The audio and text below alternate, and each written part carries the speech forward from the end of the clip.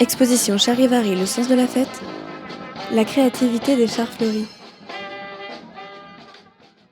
Avant la fête, pendant la construction des chars, c'est vrai qu'on se retrouve un petit peu chacun, on va voir l'autre association, comment elle fait, on passe 1 heure ou 2 avec eux le soir.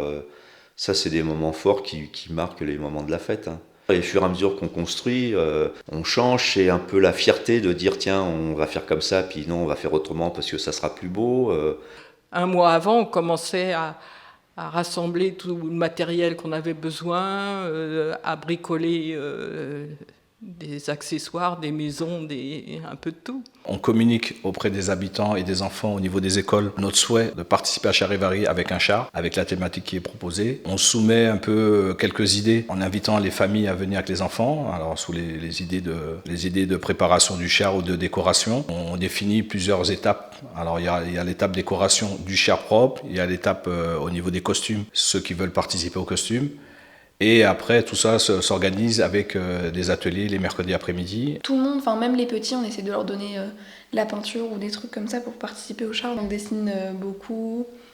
Après, je crois que c'est là où j'ai vissé mes premières vis, je pense. Ça prend quand même du temps parce qu'il faut tout peindre, après il faut afficher les affiches, il faut mettre les détails, il faut construire aussi le char.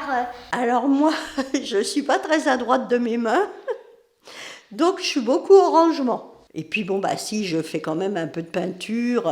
Mon mari, lui, il construit beaucoup. Madame Gagne-Pain, elle est là tous les jours, elle peint, elle cloue, elle sait tout faire. Tout ce qui est planches assez grandes qu'on peut recouper, qu'on peut repeindre, etc., ça on garde. Tout ce qui est tasseau aussi, parce que ça peut toujours servir. Les visseries, on essaie de garder un peu de visseries parce que finalement ça coûte cher. Et tout dépend du thème d'après. On voit ce qu'on peut réutiliser ou pas. Moins on dépensait et moins ça nous coûtait cher. Et bon, on n'avait pas une dotation à l'époque qui était je sais plus, je dirais 500-600 francs pour faire un char. Je veux dire, c'était vraiment... Quand vous aviez acheté les fleurs, on savait que les 500-600 francs, il fallait qu'on les garde pour les fleurs, c'est ce qui nous coûtait le plus cher. Moi, je m'investis au niveau vraiment travaux manuels. Donc, je peins, je découpe, j'essaie beaucoup de faire des ateliers avec les enfants. On faisait les costumes, on adaptait aux enfants ou on achetait du tissu à bas prix et puis on faisait les costumes. Il y avait un groupe un peu plus ancien que nous qui gagnait tous les ans. Et nous, on était toujours deuxième. Et on avait cette motivation pour essayer de passer devant eux, et eux, pour se faire dépasser. C'est pour ça que je vous disais, on fermait les portes, fallait que ça l'effet de surprise, mais c'était bon enfant. Ouais. Mais il est arrivé une année où on a gagné quand même. On allait boire un petit coup à la fête foraine après, et c'était réglé. Mais au moment de la remise des prix et de l'énoncé des places, il y avait quand même la guéguerre, quoi. Ça se sifflait, quoi. Ça se charriait un petit peu.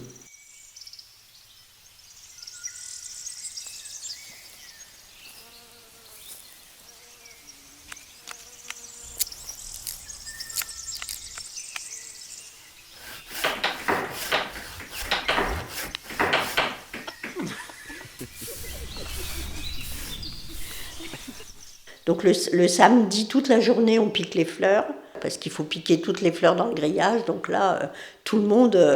puis ça, c'est pas très compliqué à faire une fois qu'on a les directives. Vous mettez du blanc, du rouge. Le samedi matin, ils allaient dans les bois chercher des fougères, chercher des plantes, enfin des fleurs sauvages.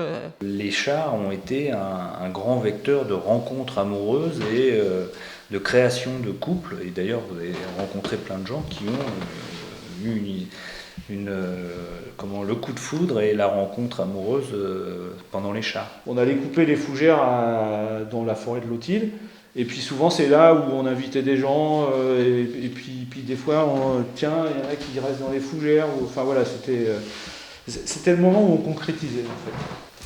Moi j'en fais partie.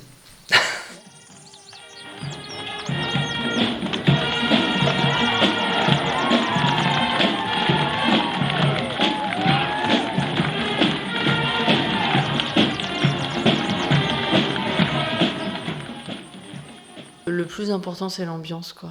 l'ambiance entre nous. Parce qu'en fait, le fait que nous, on soit à fond, ça détermine l'ambiance après dans les rues et la réussite de la fête au village, en fait. C'était surtout pour interagir avec les personnes, communiquer. Nous, on mettait de la musique principalement. On voyait les gens danser sur Goldorak. Et les jeunes participaient et après, ils venaient ici, ils montaient dans le char et ils s'amusaient avec nous. Nous, on mettait la musique, ils jetaient les confettis. Je me souviens qu'au char rock, on avait fait des gens qui sautaient du fond du char et on les prenait avec nos mains, comme dans les spectacles, enfin dans les concerts, etc.